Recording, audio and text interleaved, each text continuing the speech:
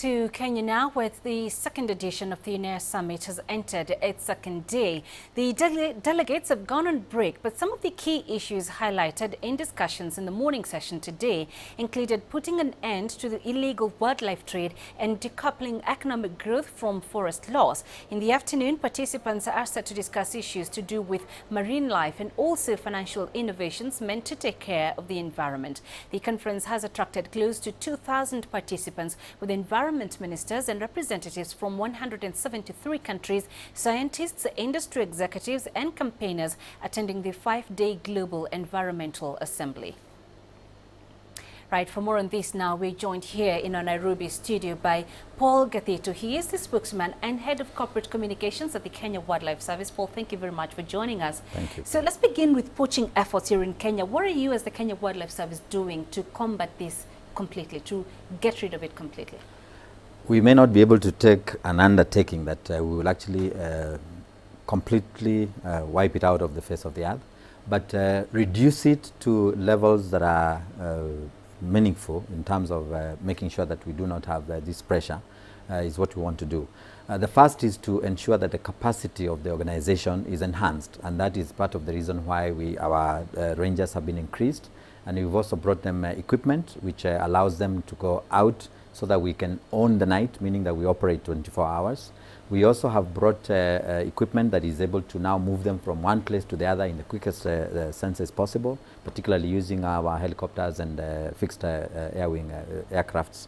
So those are the efforts on the inside, and then building their capacity, particularly because we want to focus on enhancing intelligence collection, wildlife intelligence collection, and making sure that our investigations are tight, watertight, which also then now means that we have to work with our staff to make sure that they understand exactly what they need to do in cases where we have to go to court. So our prosecution component is being enhanced, and also using technology. We have a forensic lab, so that then if we catch you with the bushmeat, for example, you don't tell us that this is goat meat, because we actually can be able to take it there and test and be able to show that it isn't actually a goat meat and therefore it's wildlife.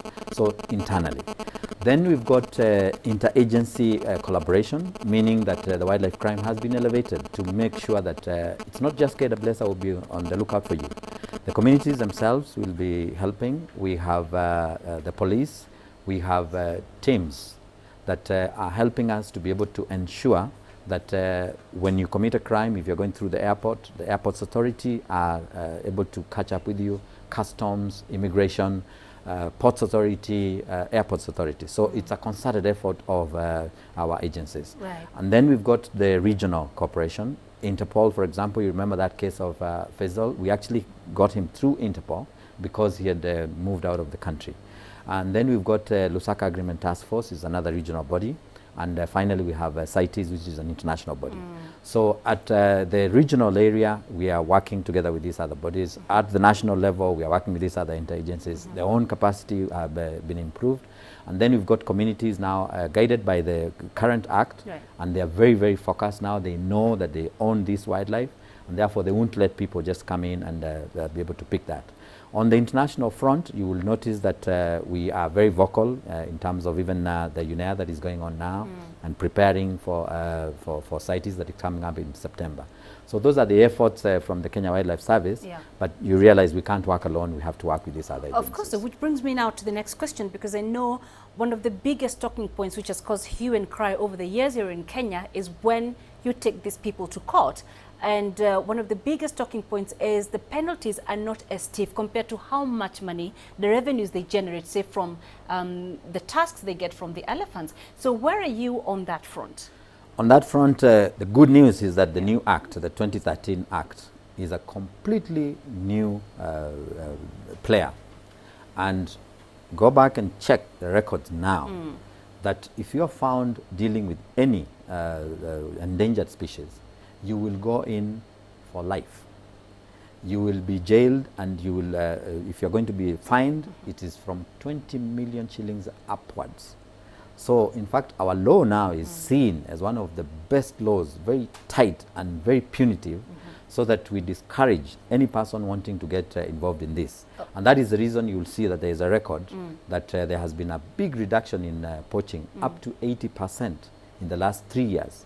So this is attributed to the combination of the efforts that I have said, but also to the law. The law itself is very punitive. Right. So right now, we're on good grounds, and I can assure you that not many people will be wanting to try. And very briefly, as we wrap up, how about a human-wildlife conflict? Because I know locally that still remains a challenge. We've seen in the last few months what was happening here in Nairobi.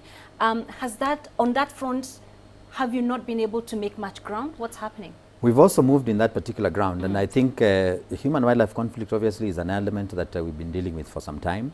But now, remember, the law has now actually changed. Yeah. So it empowered communities so that they can utilize this wildlife, but also provided for grounds for us to then be able to discuss in terms of how do we continue coexistence. Right. And this is the point that I think is important, that you will be seeing that we are now having engagements with the communities, and they are empowered by the law. In fact, to the point that the communities are represented in our board of trustees. The KWS board of trustees, we have two, a male and a female, represented there. Right. And then they are the ones in charge of each of these counties have a conservation and compensation committee, and they are the ones in charge. They are the chair of that particular body. So it's been taken to them so that now for each particular county and for each area of the county, they're able to say, these are our conservation issues here, this is how we want to deal with compensation, this is how we want to deal with coexistence, and that means that they are able to be propelled moving forward. Right. So we have a very pragmatic area where we are now looking at how do you coexist, and that's why we have the Kenya Wildlife Conservancies Association. It's a body that members join, but it's driven and by landowners who have wildlife on their land. So the human wildlife element, you'll find that now we are getting better discussions. But remember, we are also impacted by the climate change. And that is the reason why we are seeing reports of wildlife in places that we never used to get reports from. You hear from Makueni, you hear from certain places of Mwingi. Right. And these are areas that we didn't have before. Okay. So we are on top of things in terms of ensuring that the Wildlife Act is implemented, and the communities have been given a very good platform. They probably don't know how powerful they are with this act until they start implementing. All right, Paul, thanks very much. We'll have to leave it Samson. there for now. Thank you very much. Paul Gadeto speaking to us here in studio.